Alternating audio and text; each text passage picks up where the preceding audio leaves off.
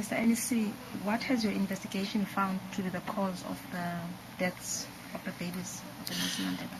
Well, thank you. Essentially, we found that there is a multiplicity of things that contributed to the fatalities we have, which I must say upfront we really regret, and we have since taken up measures to remedy the situation. Firstly, we are finding that the expecting mothers take too long to present to our facilities to start with.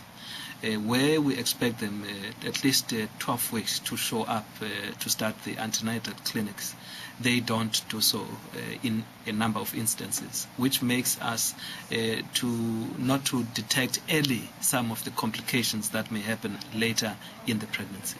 That's the first issue. The second issue has got to do with the internal capacity within our health system.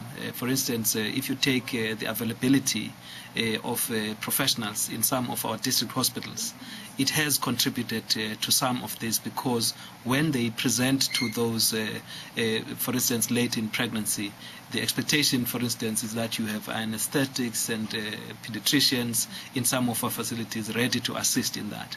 In the absence of those, they have then to be referred to the Nelson Mandela Academic. As you know, Nelson Mandela Academic is accommodating all the hospitals in and around the Transkei, and the severe cases get to be presented there.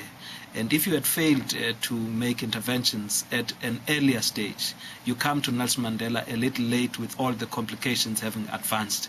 I think that's the second critical issue that we've found. And thirdly, and the last one, is upon arrival at Nelson Mandela, we did find that there wasn't always kept the most kind of attention to those who show up there. In this event, in this instance, for instance, you find that the patient records, you find that some equipment has been found not to have been in a good state.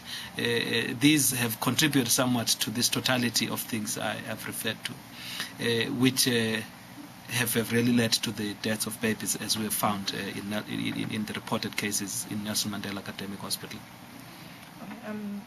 What then? What measures?